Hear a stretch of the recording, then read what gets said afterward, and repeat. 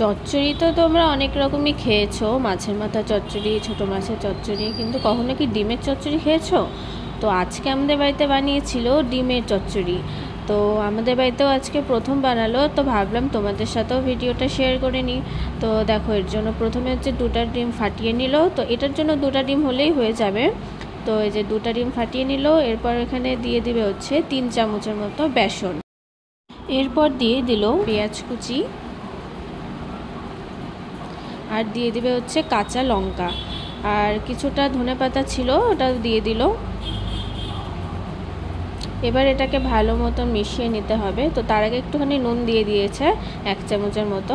তো এবার এটা ভালো মতন মিশিয়ে নেবে। তারপর একটা ফ্রাই প্যানে তেল বসিয়ে এগুলোকে বড়ার শেপ করে ভেজে নেবে। তো চলো সবগুলো পকোড়া একসাথে ভেজে নিই। তো এটা ভালো মতন লাল লাল করে উল্টে পাল্টে ভেজে নিতে হবে। তো দেখো একসাথে সাইডটা লাল হয়ে গেছে, এবার সবগুলোকে এভাবে লাল লাল করে ভেজে নিতে হবে। দেখো আমাদের সবগুলো পকোড়া ভাজা হয়ে গেছে, এবার এগুলোকে তুলে রাখবো।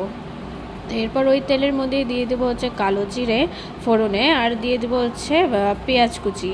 তো এবার এটা ভালো মতন ভেজে নিতে হবে। তারপরে তখন দিয়ে দিল হচ্ছে আলুগুলো যে কেটে রেখেছিল, আলুগুলো দিয়ে দিল। তো এটা যেহেতু চচ্চড়ি হচ্ছে, তাই চচ্চড়ি শেপে আলুগুলো কেটেছে, মানে আলু ভাজার থেকে একটু বড় করে কেটেছে। তো এরপর হচ্ছে এর মধ্যে দিয়ে দিবে রসুন আর হচ্ছে আদা পেস্ট করে রেখেছিল, ওটা দিয়ে দিল। তো এবার এটা ভালো মতন আলুর সাথে মিশিয়ে নেবে।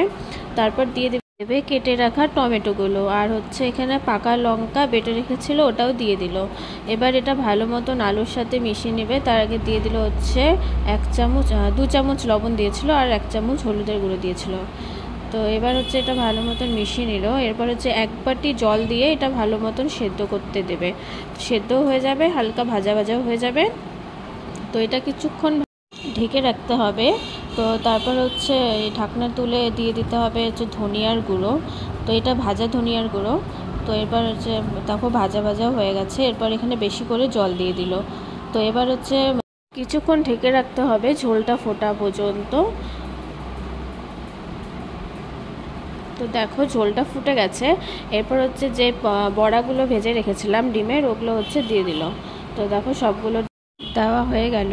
এবার এটা একটু কিছুক্ষণ রেখে দিতে হবে, যতক্ষণ না ঝোলটা ভালো মতো বড়ার মধ্যে ঢুকে যায়। তো এবার হচ্ছে দিয়ে দিল গরম মশলা। তো এবার ধনেপাতা কুচিতে নামিয়ে নিলেই রেডি হয়ে যাবে আমাদের ডিমের চচ্চড়ি। তো আমাদের যেহেতু ধনেপাতা ছিল না, তাই ওটা দিতে পারেনি। তো দেখো আমাদের ডিমের চচ্চড়ি রেডি। কেমন লাগছে দেখতে অবশ্যই কমেন্ট করে জানাবে, আর ভালো লাগলে একটা লাইক করে দেবে।